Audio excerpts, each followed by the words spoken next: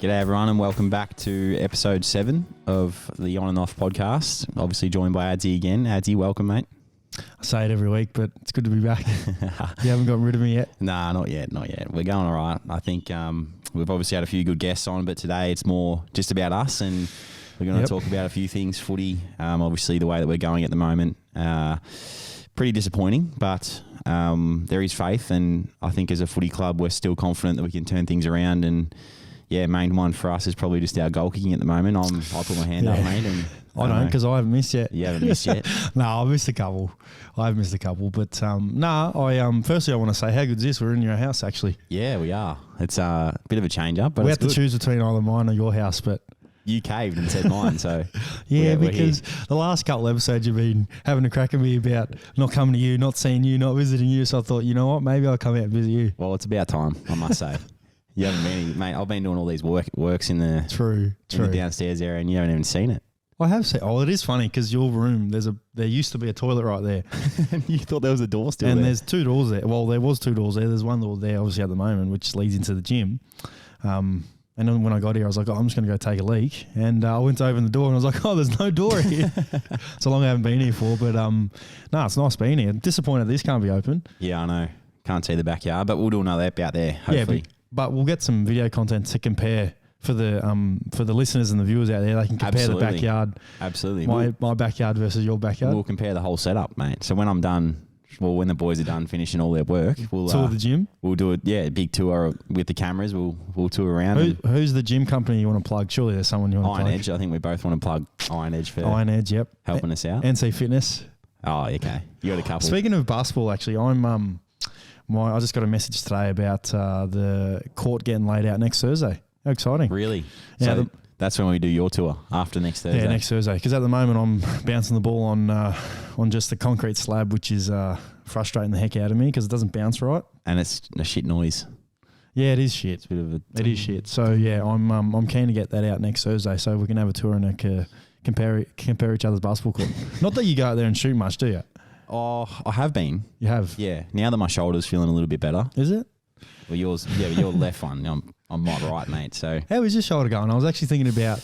It's funny you say that. I thought the other night there was one where I sort of went over the boundary line, put my arm down, and jolted to catch yourself. Yeah, to catch myself, and jolted into my shoulder. And I reckon it's just that feeling that you get when you heard it. Yeah. Sure enough, it was good. So confident, really confident. Yeah, but the most important thing is important when you're in the gym doing up body weights, mate, because that's all that's important for your shoulder. Isn't that right? Yeah, I am getting better. I still struggle with the straight bar bench, but no, I actually want to know, because I was thinking about it yesterday when I was going to do upper body weights, because I still can't bench at the moment because my shoulder sucks. I was thinking, how's your shoulder actually going? And you'd actually probably bench more than me. I probably would. We might have to get in the gym a bit later and. I literally wouldn't be able to bench 60 kilos right now. Oh, Could you do that? Yeah. Straight to the chest? Yep. Far out. I'm getting better at that. I'm being able to get more range now, which is good. Long way to go. But no, in all seriousness, mate, let's touch on obviously how we're travelling and the weekend's game against the Tigers. Obviously, it was disappointing to come away. I think it was 38 points. Yeah. Losers in the end, but yeah, it's a bit of a weird one. You finish the game and obviously didn't kick straight again, and we had plenty of opportunities to, put them to the sword. A couple of 50-metre penalties. Not using the ball so well. It is frustrating. Yeah, I think it's frustrating because we've spoken about how really every game we've had patches of footy where we've been really good. Like we've been really good to the point where I feel like all the momentum's going our way and we're not really allowing the opposition team to play the way they want to play. But what's happened throughout those games is we've had opportunities to then really put some scoreboard pressure on them, and we haven't been able to do that with our goal kicking and I guess the shots that we're having on goal, obviously, which isn't ideal. I think on the weekend, first quarter could have looked so much different if we'd kicked straight. I think it was 1 goal 7 at quarter time to 2 goals 2 goals 1 or 2. Yeah, something like that. Jack should know because you're a Richmond fan, aren't you? 2 goals 2. So if you think about it that way, we've had 4 scoring shots to 8 and flip that and, say that's, 6 goals 2 or what else, 1, is that my math? 6 goals 1 if we've had 7 or 8 shots on goal. Like it could just be so much different. Yep. We're giving ourselves good opportunities to to score and we're giving ourselves good opportunities. It's just that's the final piece that I feel like we're missing. We've spoken about it from the very first episode we had, which was in the preseason, where our connection is what we're looking for the most. And it has been disappointing. But if you look at you got to always look at positives. I still think we're playing good enough footy to be, in the game and go against really any opposition team that we're coming up against to put ourselves in a good position to win. We're just not capitalising when we need to capitalise. Yeah. Which has been probably the most disappointing thing. And it's hard, like individually and collectively, you get really, really disappointed. Like after the loss on Saturday night, we, both sat in the rooms and went home together in the car, but it's really hard to sort of digest when you feel like you're controlling a lot of the game, but you lose by 38 points or whatever it was. So it's it's hard mentally, and you get the support from your supporters when you're up and going, and then when you're down and losing, it's like everything caves in on you. And what's hard is that it's not like we're not going out there and not trying. I mean, we're trying our asses off, and like I said, we're putting ourselves in positions to win. I keep saying score, which is true. It is to score because we're kicking points. If we were to do it, if we were to flip that around, it'd be a different story. I'd say it'd be a different story, definitely round 2, because we kicked ourselves out of that game and we gave Carlton too much of a momentum swing and they just ran all over us. And the same thing as Richmond. And it's just that missing piece, because the hard work that we're putting in, the way we're scouting oppositions, the way we want to go into games, I feel like we're executing that really well. We're just not finishing to the point where it's the goal kicking that's really hurting us. It's not, it's not a lack of effort. It's not a lack of the way we're moving the footy. It's not a lack of how we're defending. We're doing all that really well. It's just that missing piece that's really hurting us, because it's a fundamental of the game. It's not a effort thing. It's not a willingness to want to do it for your teammate. It's just literally a fundamental of the game where we're not kicking the ball well. Yeah. And it probably comes back to a confidence thing and how you're going internally, how you're feeling individually, how mentally you're going. Because I know, and I know we're going to touch on this, I know how affected you were after the game with how you went individually. I think more so with just your kicking, because, mate, you were probably our best player. In my opinion, you were, and you have been consistently one of our best players over the last 4 weeks. So I'm looking at you thinking, what are you disappointed for, mate? You're playing extremely well. You're doing everything that you can. I see you every single week, the way you train, the way you're, focusing on your goal kicking. It's not like you're not trying to not kick a goal and you're not working on it. You're working your ass off at it. We have extras at training, and you go and, do what you need to do with your kicking and your tackling, but then you'll spend 5-10 minutes with your goal kicking trying to get better. And as I just touched on, it's not a skill execution thing. For me, this is as an observation, and this is for me as well, for myself. Yep. It's a mental thing. It's not what you're doing fundamentally. It's a mental thing. And I see that and I'm like, mate, you're doing so much right. I know you get disappointed with, not being able to finish and being moments in games if we were to kick a goal, and you could have a say in that. I wish I could do that. I know there's moments where you want to do that, but mate, I see how hard you're working and how much you care. So it's hard, because I just get so disappointed when, as a player, you want to do what you can for the team and step up when you need to step up. And like I missed a pretty important set shot in that last quarter that I can't remember what the score was at the time, but it felt like the game was close. Yeah, I think it was about 20 points. It would have been still a couple kicks, a couple goals in it. Yeah, you missed that, but I missed everything. It was a worse kick, but it's just frustrating when you don't take those opportunities, and you know what it's like. I think everyone out there knows what it's like when you don't take your opportunity. And then a couple other times I didn't quite use the ball as well as what I would have, but then there were other times where I did. So I was happy with my performance, but at the same time very disappointed in not taking all the opportunities that I had. And it's hard because you do lose a game, and you constantly, you know exactly what it's like. You go home that night and you sit in bed and don't sleep. You don't sleep because your mind's ticking over about everything that you possibly, everything you did wrong. Really, no, I know. You don't even think about the things you do right. Yeah. So it's just it's a hard one. And then you get people like we'll touch on now. Might as well touch on. That doesn't help. But you get people comment on photos from 6 months ago, like, surely you're working on your goal kicking this week, and just surely you're working on. Wasn't there something along the lines of surely you're working on your goal kicking instead of focusing on your podcast? Yeah, like I just don't get that. I think people don't understand that we've got to have a balance in your life. And that's right. This for us really, like it's about our mental health. Yeah. At the end of the day, when Yeah. when you're not winning games, you're struggling mentally and What to get out? physically. What can help you get out? Sore, and Yep. this helps. Like we come and sit in a room 1 hour a week and walk out of here feeling better. Yep. And what's frustrating is that, and I've said this a lot, I always say this, is that the perception, people forget that we're human beings, and the perception of us as a person is the way we are as a football player. And I always say it's totally different. We're totally different to the way that we are as footy players to the way that we are as human beings. And, you know, I always, you know, I used Alex Keith, Chiefy, the other day as an example. When he's on the footy field, he's, you know, he gets angry and he's up and he's, you know, yelling and screaming and doing this and doing that. But when you get him away from the footy field, he's a total different person. Total different person. And for us, we're the exact same. We're the exact same. And another thing that frustrates us, well, frustrates me, I know it frustrates you, is, you know, the perception gets made up of you by what other people say and, you know, the way you're commentated, I guess, throughout a game. And, you know, if you've had one bad kick, a commentator may say or bring up, I don't know, whatever You've had the it worst. may be. Yeah, you're not kicking the ball well. Whatever it may be. Yeah. So then the opinion that's made up of you is you're a bad kick for someone who doesn't know who you are. And that's just always the way it's going to be. And it's so hard to change that. Because in the next game you could come out and have, you know, 15 kicks and you've hit 14 of them in the game and you miss one kick. Oh, he's a bad kick. They'll pick He's on not a that good kick. Yeah. And then it gets, you know, then what gets like this is what I believe is we're not bad kicks. We're fundamentally not bad kicks. If you were to put me and you or whoever it is in front of a group of 14, 15-year-olds, we would fundamentally, I'd be comfortable enough to say I could fundamentally teach them how to kick the footy and make them become better kicks. Chuck them in an AFL game where they've got to make a decision and, you know, your mind's racing a million miles an hour. Decision-making is what makes you come unstuck. It's not the fact that you're a bad kick. Yeah. Which frustrates me more than anything.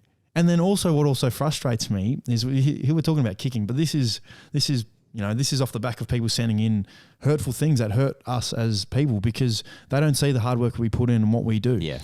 Then what becomes really frustrating is what is considered a turnover or what's considered a ineffective kick in a game of footy. We touched on this before. You know that. So say you take a mark or you get a free kick. Yeah. And you decide to kick the ball long down the line. It goes 50 metres to a contest. If the ball gets spoiled to an opposition or the ball gets marked by an opposition, that's considered a turnover or a bad kick. And even when you're coming out of stoppage and you're surging the ball out, you're under pressure. Under pressure and you're surging the ball straight on opposition. It's considered a turnover. Yeah, the ball bounces and, you know, one of our players is there in the vicinity and then we lose the ball. It's considered a turnover. That's a turnover. Yep. So it's, and I think people can get caught up in statistics and that all the time, but it's just it's a hard world we live in. I'll tell you what is a frustrating statistic for me. And this is very frustrating, is the meters gain statistic. Yeah. I'm not a fan of the meters gain statistic. I can't even say the word. Statistic. I'll tell you why I'm not a fan of it, because one, it gets drawn to quite a bit. So I know commentators and just the statisticians, they draw to it quite a bit. Meters gain is one of the important statistics, which it is. I think it is. But think about it. You think about someone who maybe the guy who takes the kickouts. Yeah, kicking forward every time. More often than not, he's going to kick the ball forward and he's going to run out of the square because you can. Why not? Because you've got the space to do it. And it's a territory game. This day and age, the game of AFL is who can have it in their territory longer. Territory meaning half of the ground, your half more so than that half. And you want to gain territory pretty much every time you get the footy. So you know that someone who's going to take a kick out is more often than not going to go long and he's going to come out of the square. So let's just say he has 10 kick outs and each kick goes 50 metres. That's 500 metres. There's a 500 metres gained. Yeah. Like versus a inside mid. Again, I'll use you as an example who gets a lot of inside footy, contested footy. Ben Cunnington, a lot of inside footy, contested footy, probably the best inside player in the game. Might have 35 touches but have 80 metres gained for the game. He gets judged on that and it becomes a talking point, he's not effective because his metres gained are irrelevant. That really frustrates me. I see that and it really frustrates me. So then you get people who, we're talking about people who then troll you and have a go at you and whatnot, they bring up, he's had, let's just say he's had 30 disposals or whatever it is. They're ineffective. They're nothing. He doesn't go forward with the footy. Well, you know what? Maybe that's not the way we play. That's not the game style we play. And the thing is too, they would just see that after the game. Yeah. They'd watch that after the game and they'd be like, because we've lost, the microscope comes on the statistics and then it's like, he's had 30 disposals, but 20 of them have been sideways or shit, really. It's frustrating. It is frustrating. And I think, like we both struggle when we lose and even when we win. Like you're not satisfied. No one's ever satisfied with their performance. Like last week we won against the Swans, but there was still opportunities that we were very disappointed in. But everything's sort of not pushed under the carpet, but you forget about it easier because we've won. Yeah. Do you know what I mean? Yeah. And people out there, fans especially, and media as well, would definitely forget about little things like that and when you win games of footy. And it gets magnified, like I said, like you were just saying, it gets magnified when we lose. And, we're already struggling, like individually we're already struggling thinking, how can we get better? How's it doing this? We're not travelling well at the moment. So then it doesn't help when, you go onto your social medias and as you said, for an example, there was a couple shit things written, sent to you. Yeah. About, focusing on your kicking rather than doing podcasts. Well, no, because we're human beings at the end of the day. Footy's our job. We love footy, but no, we want to enjoy ourselves outside of footy. We want to do things outside of footy. I think we could both say that we probably both need this. Absolutely. Like we need this time of the week to flesh things out and talk about them, and it helps us move on, sort of thing. Oh, I totally agree. And like I said, we don't go out there. We don't go out there to not try. We don't go out there to kick points. We don't go out there to not win. We're always trying our asses off out there, trying to do the right thing. So I'm glad I've spoken about that a little bit because it is frustrating. It is frustrating. It is. And just a little one I wanted to talk to you about was, you do get disappointed a lot, more than probably everyone else out there. Yeah. And we talked about your body language before, funny, because and people, it was the same thing sort of last year when all that stuff went down against the Lions in that semi-final when they started looking at your body language. But that's you every week. Like you're disappointed because you want to get the best out of your teammates. You want to get the best out of yourself. So talk to me about that. Tell us about. Well, that Brisbane one's obviously a different one because I had a lot going on personally in my life. Exactly, but so people don't understand that. Yeah, well, that one's totally opposite because I had quite a bit going on in my family. Someone was unwell in my family, so I don't really want to touch on that one too much. I put myself up to play, so I probably shouldn't have played, but I did. But anyway, more so to your question, if you were to watch me play and when I get frustrated, and Jack was pretty funny, was saying how he watches me and he can just see, when I'm frustrated, is 95% of the time it's to do with how we're going and how we're going as a team and what's happened. Say, for instance, we're working the ball through and we turn the ball over in a spot where we probably shouldn't turn the ball over, or we've had a shit passage of play, or, we've allowed a team to walk through us and get a set shot on goal, and you can just see that I'm frustrated. It comes from the goodness of my heart because I want us to win. I want us to be in a position to freaking win. I get frustrated when I don't feel like we're playing the way we should be playing. We're not moving the ball well. I get frustrated where I feel like we put ourselves in a position to win. And so this is an example. In that first quarter, we had a point where we kicked probably 3 or 4 points in a row, and we should have kicked a goal in one of those 4 points. Richmond then waltzed up the other end, pretty much untouched, and they have a shot on goal. And it's frustrating. And it's hard for me to not show that. And you were saying that you used to be a lot worse. Oh, I was about to say that. So when I was young, and that's always been my thing. And people who understand me as a person, understand that it comes from a good place. It's not from a bad place. It's not from, fuck, I just swore, but that's fine. Fuck me. It's not just from me. Yeah. It's not just it's just about me. It comes from a good place about how we're going and what's happening. And early on in my career, I'll be the first to say that. And I reckon everyone who's now established and playing goes through this in their time. Early on in your career, like first couple of years, it's about how you can look after yourself and look after your own backyard, stay in your team, establish yourself as a footy player.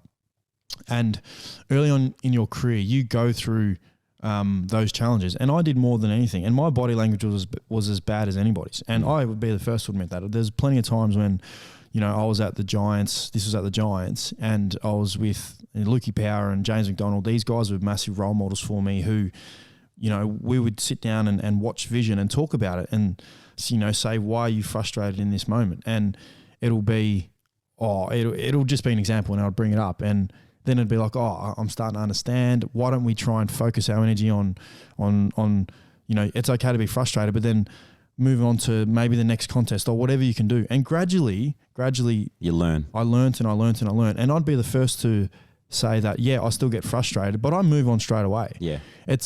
I'll always have that because that's instilled in me. I'll always have it where, like, if I'm versing you at table tennis outside and you beat me at a point, I'll be like, far out. Like, I'll get pissed off, but I'll move on. Like when I beat you in the sumo wrestle the other day. Yeah, you did. 0 from 2. Yeah. Again, use your smarts against me.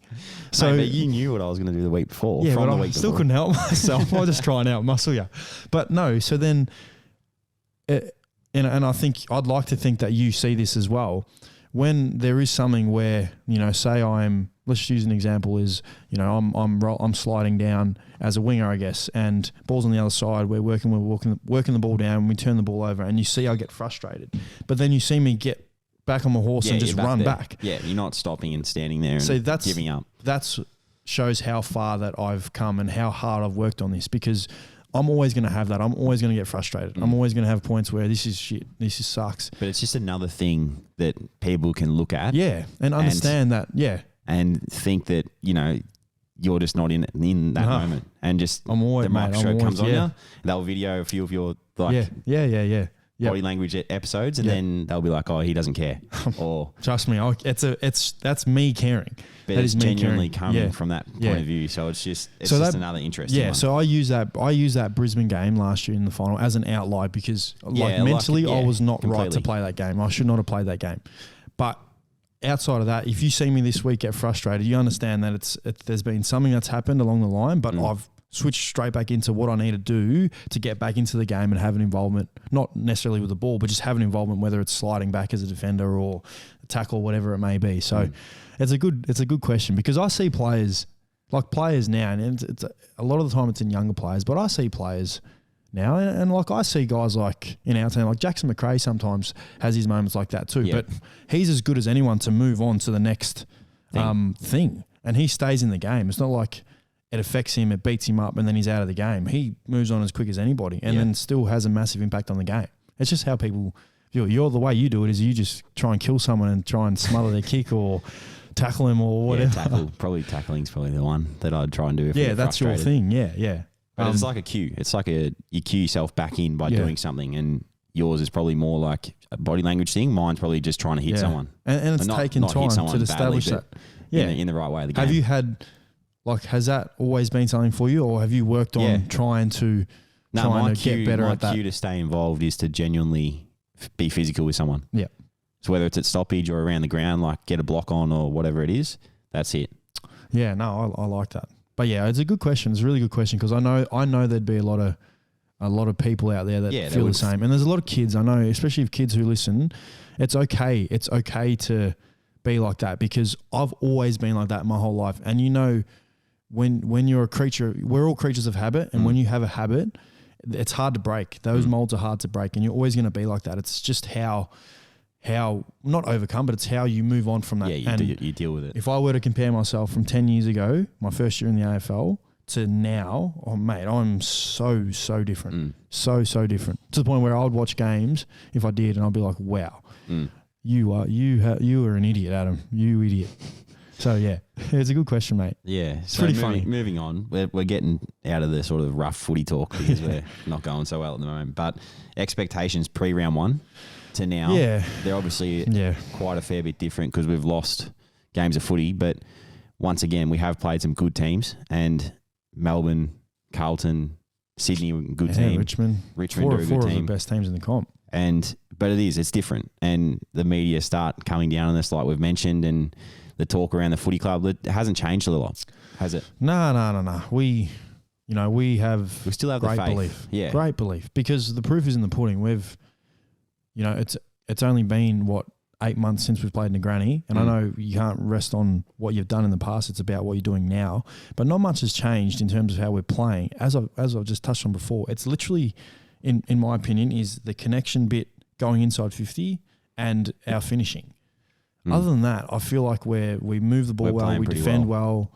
You know, I feel like we're always in the game. There's no moments in the game where I don't think we're not in the game. I say we finish our opportunities early in the game, and you can really arrest the momentum on our side. You know, you think about it, you bring how many? What was there? 60,000 people at the game. 55,000 of them probably Richmond fans. Yeah. You kick point and point and point after point, and then you allow a team like Richmond, who, you know, have been the benchmark for years on end and are a great team in the history of our game. They're going to go down as one of the great teams. In front of their home crowd, you give them one sniff. They're going to be up and about. No matter where they're playing. And we allowed that. When in that first quarter, if we just simply fundamentally kicked better, we probably wouldn't have allowed that, and we put ourselves in a position to win. So, I mean, if it was a lack of effort or lack of, you know, trying, maybe you would be worried. But I never worry about that.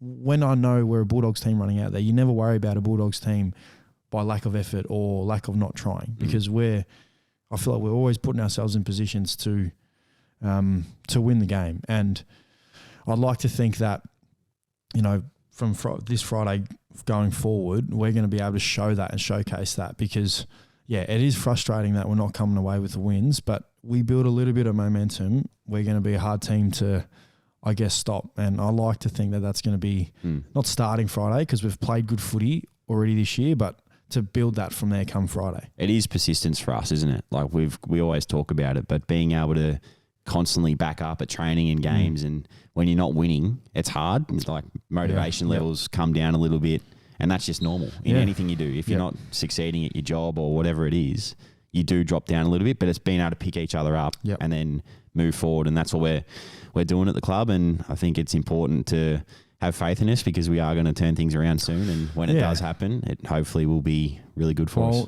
And, you know, once you build momentum, it's always hard to stop. And also off the back of that, we've been pretty we've been hit with injuries. Like, we've had some players go down that are really important. Like Chiefy's obviously really important for us down back, but that then brings opportunity. We had Tim O'Brien play his first game for the footy club, and he was unreal. I thought he was unreal. Pretty much playing undersized, but he plays like a big man. We had, we've been able to blood guys who need that experience. Like, we talk about Jamara, who's just still learning and competing, and he's playing a role that's quite hard for a young guy having to play, and he's playing it really well. Like, he competes really well, and people want to see goals and disposals and this and that, but that's not what we expect. We don't expect that as teammates and as players. We want him to play his role, compete well. I know it's boring saying that, but that's just what we want, and that's going to help us win.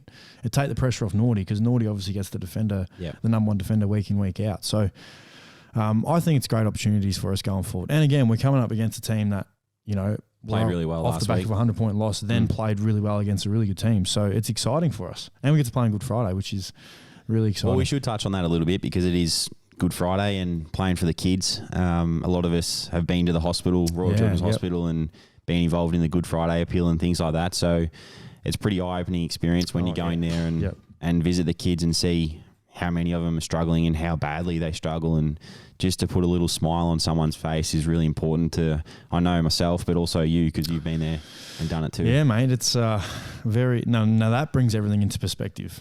That is something that you may be having the worst day, or just be feeling like shit and playing shit footy or whatever, but then you go and see these poor kids. It's heartbreaking. I mean, it's part of the reason why I wanted to become an ambassador for the left-right counselling that I'm now officially an ambassador for, which I announced last week on my socials, which a good friend of mine, Daniel Lennon, he's I went to school with him, and this is a non-profitable charity that supports men and women from the ages 16 to 25, I guess, get counselling for issues that they may have, whether it's drug and alcohol issues, mental health issues, whatever it may be. These are all free sessions where they can go and see someone to help, change their life, but help change what's going on in their life. And, Daniel gets no money for this. He's done this over the last 3 years, I think 3 or 4 years, having to work and do this in his spare time, pretty much not getting paid. So he's worked his ass off for this.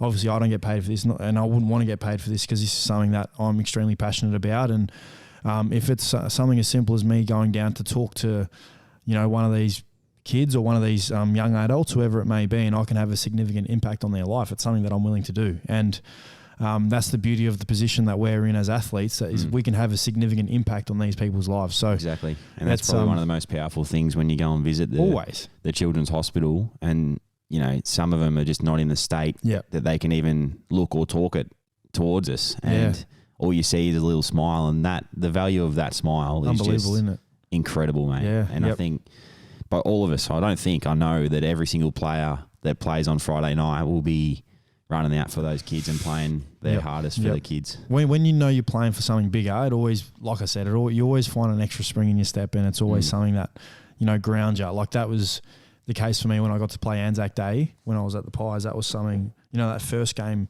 felt the enormity of it. It's literally like playing, it's the biggest game outside of the grand final, pretty much, biggest home and away game outside the grand final. And I get the same feeling when I play in front of, playing the Good Friday appeal game. And that's not nowhere near the same crowd. Like it's not the, it's not the big build up to the game the way it is. But for me personally, the way that I feel, and like you said, the individuals, we all feel the exact same way because, it's something bigger than playing a game of footy. We're just the privileged players to be out there playing for our footy club. Absolutely. And I think the awareness around the game's growing. Like eventually it will be hopefully up there with the Anzac Days and Queen's Birthdays, all those big games that are, played at the MCG in front of packed crowds. Hopefully it does get to that point because the meaning behind it, like we've mentioned, is just unbelievable. And then I just want to say, I'll just mention the left and right counselling. If you're listening to our potty and you may be one of those people who are struggling or whoever it may be, don't be afraid to reach out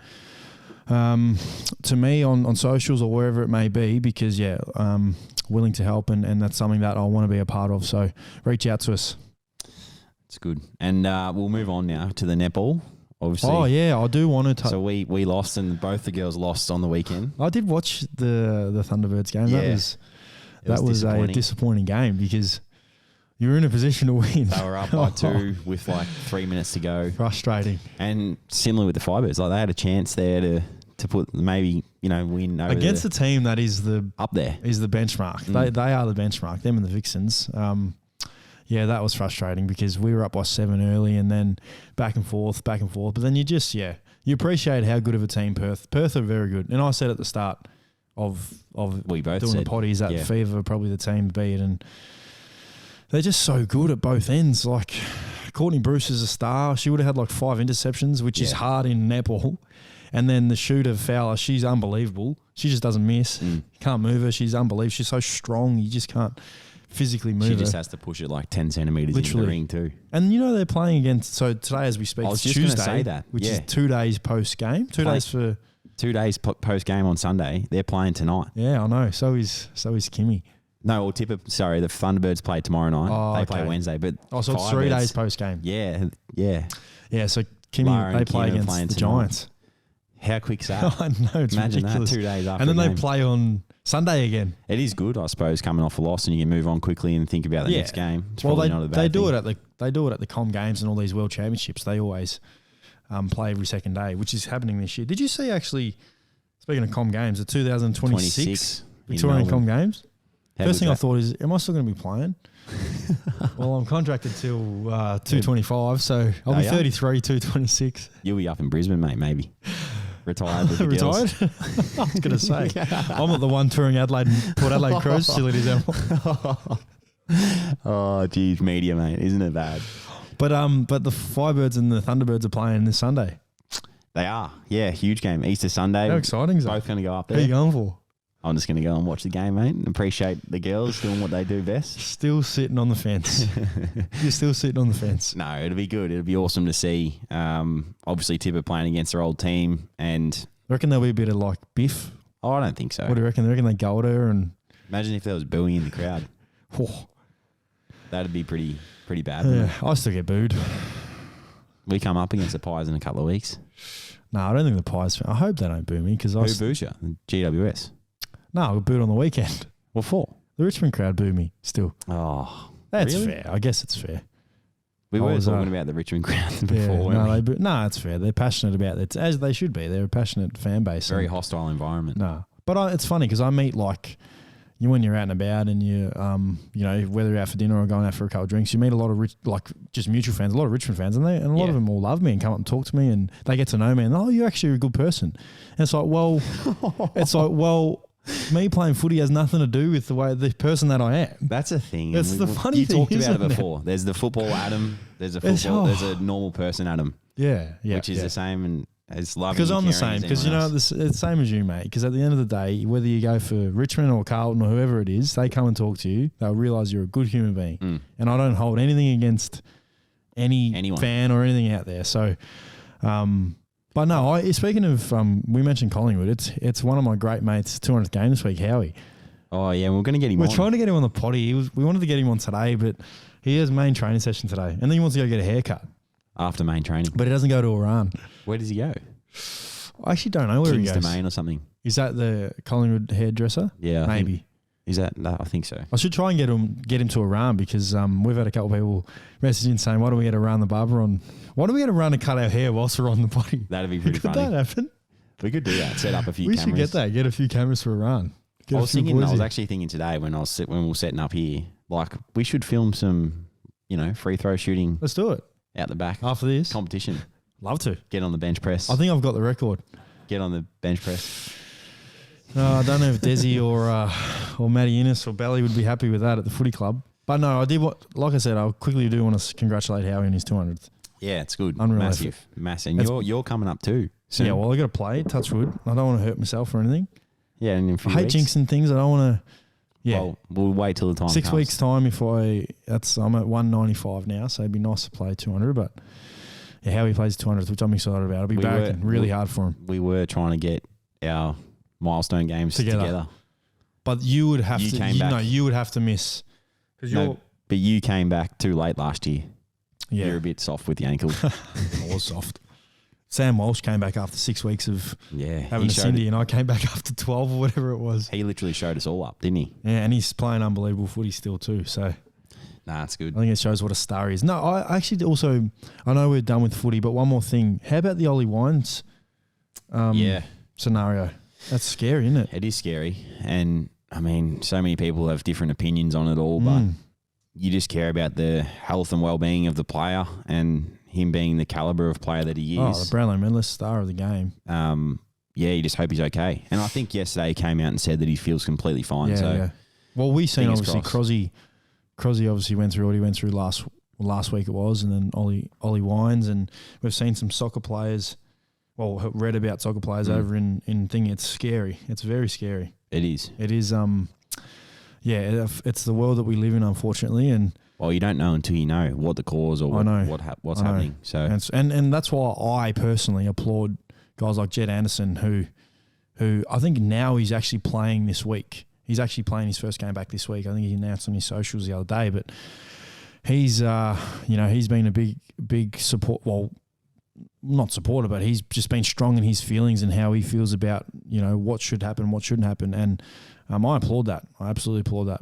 So much. So I wish him all the best in his return. But yeah, I thought it's something that we should touch on because it's quite scary, and we just hope that Ollie obviously gets back and plays good footy. Not too well against us because we play Port soon, but he's a star, and hopefully he's okay. He's okay. But yeah, it's a pretty scary thing.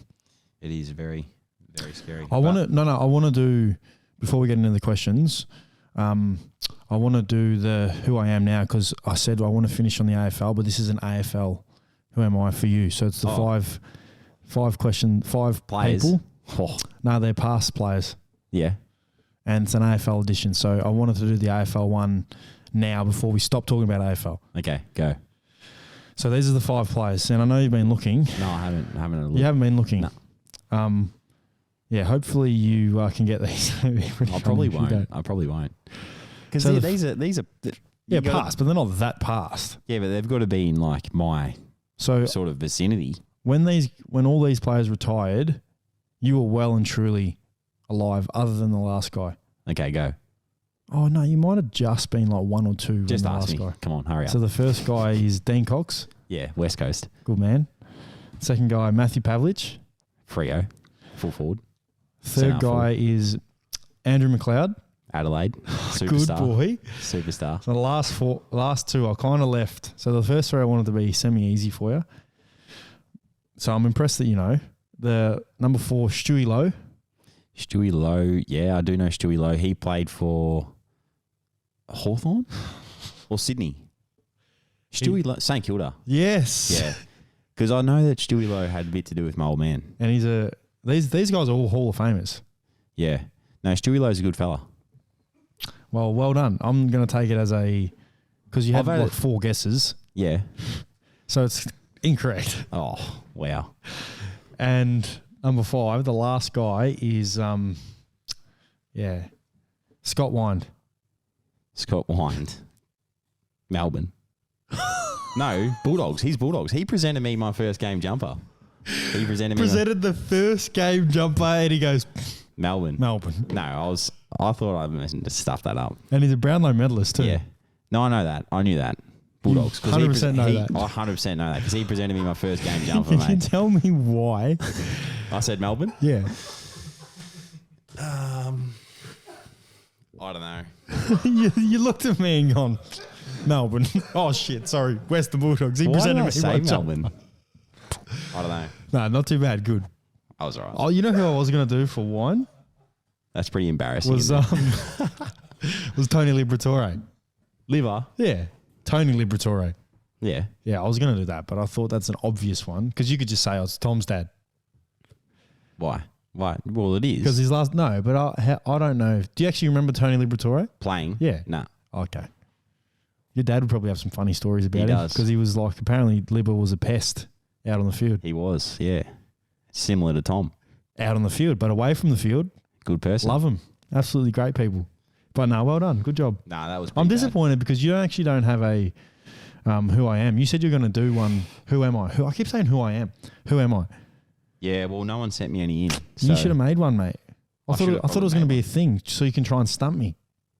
Well, you're pretty good at that stuff, so. Yeah, I like it. I want the challenge. All right, so I did put out a thing before just saying send in your questions. So we've got a few here. We'll roll through them. Yeah, go. I like this. Who do you each think is the most underrated player at the club? Do you have one in mind? You have to let me think. Who do I have in mind? It's a hard one. Underrated player, like. Someone that's not talked about. Yeah, but the funny thing is most of our players are. I reckon we've mentioned it before, and he has been recognised, but he's barely ever talked about. Is Bailey Dale. Bailey Dale. I was going to say the same thing. Yeah, I would say him. Yeah, Bailey Dale. I think that's a good one. Well, this is completely random. I just thought of this because I was watching it last night. Have you ever seen this YouTube channel called, I think it's called Good Mythical Morning? No. Do you guys know? So if I quickly look it up, this isn't just like a Good Mythical Morning. This isn't just like a flash in the pan. They have, so 15 hours ago, oh, there's a bit of tunes in the background. 15 hours ago, they did a video and 747,000 followers. So they got 17.5 million subscribers. Anyway, they do really cool videos that I love because they do like, so this is pretty much the video. They're just looking at each other there. Mm. And it'll be like a food via food. So this is in and out. Of course, it's got something to do with food. In and out versus Shake Shack. So what happens is, I was thinking, You are so weird. you and I can do an episode where we get, maybe like McDonald's and Hungry Jack's. Well, McDonald's and KFC. No, because they're different. They're different cuisines, pretty much. Not cuisines. KFC's known for their chicken. So Red Rooster's known for their chicken. Yeah, but Macca's have got good chicken bites now. Yeah, but they're more known for their beef burgers. McDonald's versus Hungry Jack's. Okay. And What we would you sit pick? here and What would you pick? we go, no, what we do is we get the food. We get Jack to bring the food. He can place the food there. You have the signature McDonald's burger. I'll have the signature Hungry Jack's burger. We have a bite each, try it each, and then we judge whose food is better. Mate, wow. These guys have 15 million subscribers. What do you reckon? You reckon we're going to get to that point? Absolutely. If we start doing these food challenges. All right, here we go. Another question. Oh, I see how he's just completely disregarded that?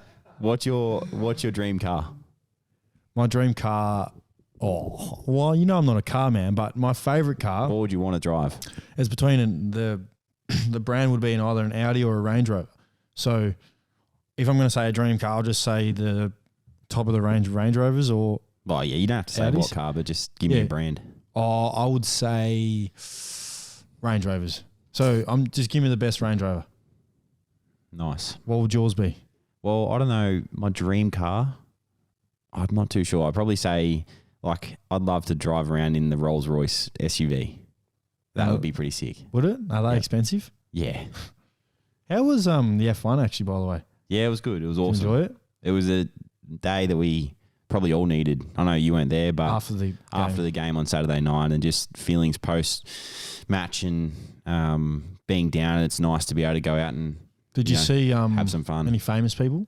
Yeah, Eric Banner was there. Or did you speak to them or? No, I didn't want to pest him because everyone was sort of pestering him, but he was in the same room as us. Any of the Bulldogs boys pester him? I don't know if anyone got a photo with him, but it was pretty cool. Like just to That's see sick. those types of people walking around, and That's cool. obviously the F1 drivers themselves, and we got to go on the grid pre-race, and it was unbelievable. Just a awesome day, and like I said, something everyone needed. Put a smile on everyone's face, which is good. And there Which was is what it's all about, mate. And there was like 420,000 people come over the 3-day period, wasn't it? Yeah, it was a record-breaking crowd. So they That's did it really unbelievable. well, and Andrew, like we had on here a few weeks ago, did a great job, and all the girls and everyone else that organised it all was really good. So I like that. congrats to them because Melbourne's did a good back. job. Melbourne's back on the grid. It's good. Um, I'm disappointed you didn't give much traction to the food video. Yeah. Well, I don't really want to watch food videos. We don't have to watch food videos. We'll be the ones eating the videos.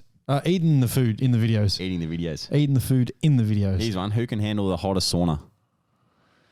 How hot do you have your sauna? Well, if you look at the booklet and the little brochure they send you, they recommend sessions for you. So I go off the sessions, but I can just go to the max, and probably the max is 70 degrees in my one, and I sit in there for like 20 minutes. Yep. I do around 60. Okay. Well, I change mine. I don't think it's really a competitive thing to go No, hotter. I change. Like It's more about the infrared yeah, and wavelengths. NBA Finals prediction. Let's just say who's your tip. Well, I've said this since. Well, I reckon if you go back on it, I said Miami Heat ages ago, so I still think Miami Heat. I don't think they're going to win it, but I can't backtrack on what I say. So, Miami Heat's my team. I think the Bucks. No, I don't think the Bucks. I just think that they'll come back again. And Nope. I about am Philly? confident enough to put a line through what the about Bucks. the bet that I put on Philly? Yeah, I don't know. I don't know about Philly just because I don't know. I just don't know. Does Joel Embiid change because these guys? This is funny. These guys play that hard for MVPs and All-Star nominations and this and that. They change when it comes playoff time. Yeah, they do. Is Embiid going to change, or how's Harden going to go? So no, I think I'm only saying the Heat because that's who I can't backtrack off. But I genuinely think someone in the West, and the two best teams in the West are Memphis and Phoenix. So, Kyle, my brother Kyle, sent in a question. oh right, did he? Yeah, here he is. He's just walked in now. Actually, who's got a better rig? He probably want us to say him because he's always posting about it on his Instagram. Always, he's one of those influencers. Yeah. You know what? I'll let Kaiser be the judge. Who's got a better rig? Kaiser? Say it. Come on, you can't take too long. Huh? Hey? See, look at him sitting on the fence, Sitting just on like the you fence. not choosing between who you want to win between the Firebirds and the Thunderbirds. Yeah, true. No, I would say Josh. I'd say Josh does. What's your favourite song of all time? Favorite song of all time is Forever by Chris Brown. Forever by Chris Brown. And then Mr. Brightside. Really? Yeah. Well, That's an easiest one for me. You know what's weird with me? What? I don't really have a favourite song. Yeah, I know. I don't really hear. I Like don't really hear. I don't As have your a brother favourite in the song. back there is just frowning at you. Yeah, because he's city turned country, that bloke. City turn Sorry, country country turn turned city. city. Oh yeah, have a look what he was wearing. Yeah, I know. North Face jacket. and- No, but what is your favourite song? I like this. We're learning. I like this potty. We're learning a lot about each other. yeah, it's A lot more. good questions being sent in. Yeah, keep. It's, As I just read, when is goal kicking practice? well, let me see. SZ Reality. SZ Reality, whatever. Goal kicking practice is, well, training's at about 10 o'clock tomorrow, so it's going to be at about 10:30, I think. So, yeah, we'll be practicing pretty hard. Good question. Back to the song. I really like Forever Young. Oh, yeah. Like songs like that. You know what I'm like. I'm not like upbeat songs. I like the sort mellow of chill. Oh, mate, I'm the exact same. Remember we used to listen to what was the song by Justin Bieber that we used to listen to on the way to games last year? What was it? Anyone. Yeah, that's right. Remember we used to sing song. it? I love that song. We used to sing it on the games, they're on the our top. way to games. Like people would look at us and think, "What the hell?" But they're the mellow tunes like that. Oh, if I had a headset on, that's what I'd be listening to. Yeah. So another one. Who's been the biggest influence on your career? Ooh, biggest influence would be. Well, I know you've got an answer straight away. So who's your answer? I would probably say, my old man. Well, I knew that was coming. Yeah. Why is that? Just because he's always, like my whole family, I could probably say everyone that's been close to me, but they're always there for me. Dad's obviously been through it all before and Mum's been along his side. So to have their influence and their opinion on things is really important. And every day, you know, when I do struggle, even late, like they're always there for me. Yeah, I see that. And they're the same for me. And I mean, you talk about your whole support crew, like yourself and, you know, Tipper and people, and all my family and friends are just really important. Yeah, well, it's a good question. I actually couldn't tell you because my mum, she was the mum that would sit on the hill at the footy and just honk the horn when there was a goal kicked or something like that. She wouldn't really talk about my footy. Not that she wasn't an influence, but it's a hard one. Like I would probably say my one of my closest mate, Ray, he's old man Sammy. Probably Sam, but you're exactly the same what you just said. Like I continue to have influences now who help me, like yourself and Kim and Jess and Casey and these guys that are always there for me, my teammates. But yeah, if I were to say someone, I would like to know which coach has had the biggest influence on you in your career. Which coach? Well, any coach, like from any forever. Could be junior footy, could be early days as an AFL player, or I speak about this guy a lot, Brad Johnson. He was my coach at level 2 AIS Academy. Yeah. And same as Chris Johnson, but they've both always been there for me. I've probably been closer to Brad than what I have with Chris, and Chris still messages me a lot. But Brad's always been there for me, helped me through everything, given me life advice and everything like that. So I'll probably say him. And is he still doing that for you now? Yeah. Oh, I constantly talk to him like that's great about everything. I was nearly gonna message him the other night after a Saturday night and say I need some help with my goal kicking. He kicked a lot, didn't he, in his career? I know. Oh, so I actually might. I'll flick him a message after this. It's just reminded me. Mine would be like it's hard to narrow down. Like I think about like Choco Williams. Yep. He was huge for my development early days. Unbelievable. I think he's one of the great development coaches you can have out there. But then I think about Leon Cameron and the confidence that he instilled in me to be an established player. He gave me great confidence, so they worked hand in hand. But then I think about Bucks as well and the impact he had on me, again, with the confidence side of things, with just backing me and backing my ability. So giving me the freedom to go out there and just play to my strengths, which is something that like I appreciated, to now it's the same pretty much as Bevo. And more so where I guess just his influence on me to be a leader or be lead by my experience and do what the older experienced guys used to do for me when I was coming through the ranks. So I've never really had one person. It's just a mix of people that have done that for me. But it's a good question. It's a great question with influences because, you always have them ongoing, don't you? Yeah, absolutely. Here's another one that I think is a good question too. Best and worst, this is probably more for you. Best and worst thing about being known around the country? That's a good question. I actually really like that. Best and worst. Best would be, I think best is we just touched on, okay? So for me, the best would be the impact you can have on someone's life by just being you and saying hello or because, you have a huge impact. You can have I constantly get messages from people on socials who have said, thank you for going out of your way for a minute to come and talk to me at the shop. It's made my whole day. You have a Bulldogs fan and a Adam Treloar fan for the rest of your life. Those type of things that I'll always appreciate. The worst thing is, well, there's probably a couple of things. One is, as I said to you, there's a perception that gets made up of you from so you're highly criticised. What people say. That's, most of the time wrong. Times that, it can be correct, but most of the time it's wrong. And I think, always having to, you always, if you want to go out and enjoy yourself, we always talk about it.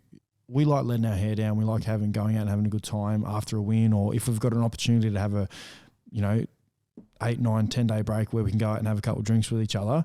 You're still kind of reserved when you're here in Melbourne in particular, or in a footy state, because you got to watch yourself. And it's not like you're going to do anything wrong. It's just anyone in this day and age has a phone. They have whatever it may be. Access to social media. And they could just, record you maybe having a drink or whatever it is and sending it through to someone. It's like you're a target to... And that's probably the hardest thing. Be criticised. Yeah. You're always in the spotlight. Always. Yeah. But then you got to know that when you get drafted and when you play in this game, it comes with playing. Other than when you're not in a footy state, because living in Sydney and playing in Sydney for the Giants, we would never no one knew who we were at all. And I think that's probably still maybe the same case there. I think they've grown quite a bit, but I think definitely up on the Gold Coast, not many people would know the Gold Coast Footy Club because, they don't follow the AFL up there. And they're probably the two things. But I'll take the good with the bad. All right, we'll go one last one. If you won Lotto, what's the first thing you would do with the money? Okay.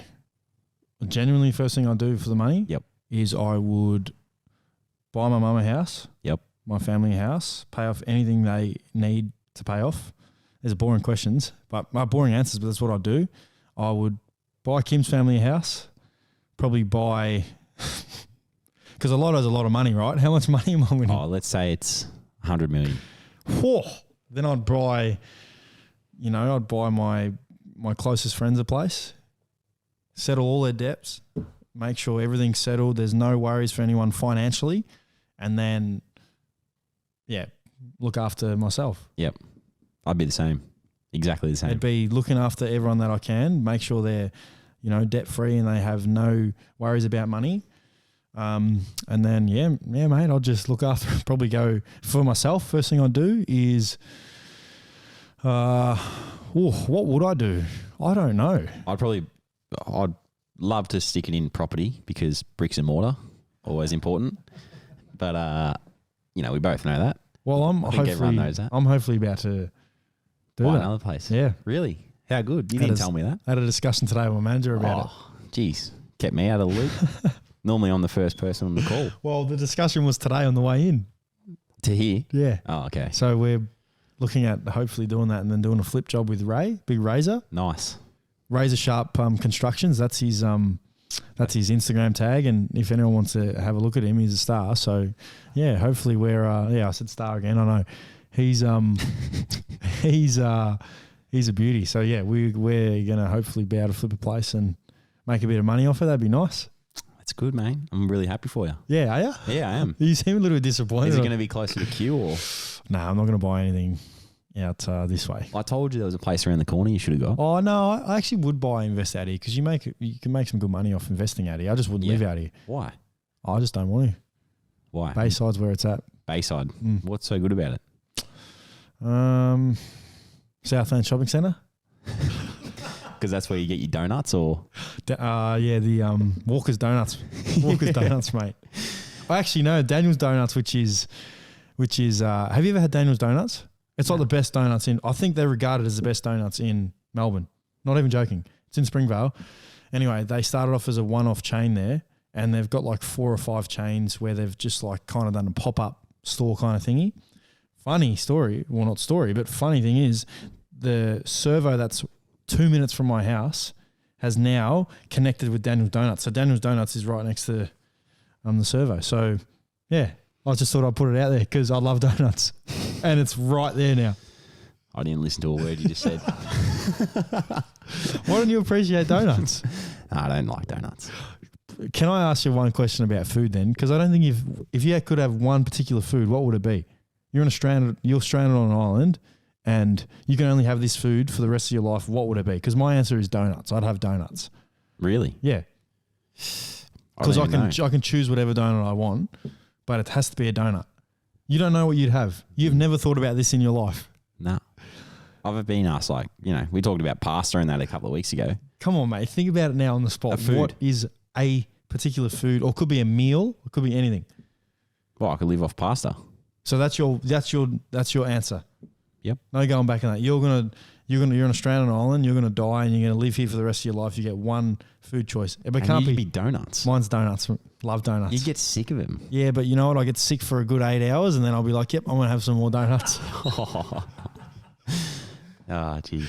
Well, it's good to finish on a bit of a lighter note. What would yours be? Pasta. Yeah, but what pasta? You got to have one. It has to be a meal or something. Spaghetti bolognese. Carbonara. Oh, yum. You get sick of that. It's creamy. No, but sometimes you don't put cream in, you put eggs in. Oh, here we go. We get technical now, aren't we? Well, what kind of donut is it? A cinnamon donut.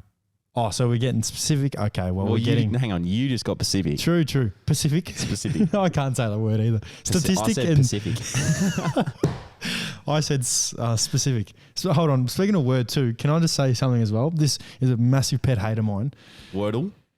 No. I thought you were going to say people that tell the word Wordle. You know how you just said Pacific? Yeah. People commonly say that. Have you ever heard someone say when they say, they say the word everything? So in a sentence where, I don't know, put everything in a sentence. They sometimes say everything. Have you ever noticed that? Nah. Have you ever noticed that, Jack? They say everything.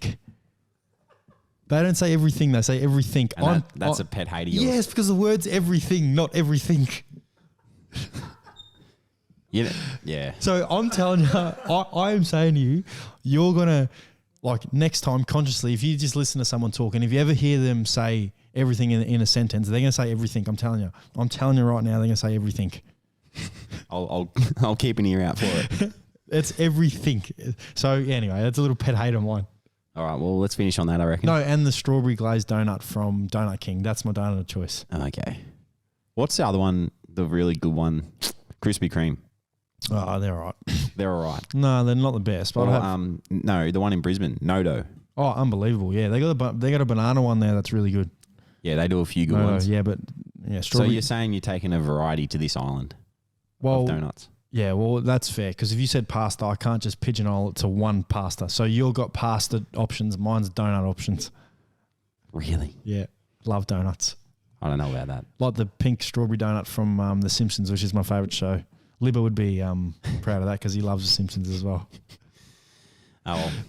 Good episode, mate. Good episode. It was good. I'm glad we got to talk a little bit about how we'll feel in post-game. And yeah, well, it's good to, I suppose, show people perspective and what we go through as athletes and players, and then to finish on a lighter note, a bit of a laugh. It's what it's all about, isn't it? That's what we do it for. And now we're going to have a couple of challenges outside, yeah? Yeah, potentially. Okay. Stay tuned. Thanks, everyone, for tuning in.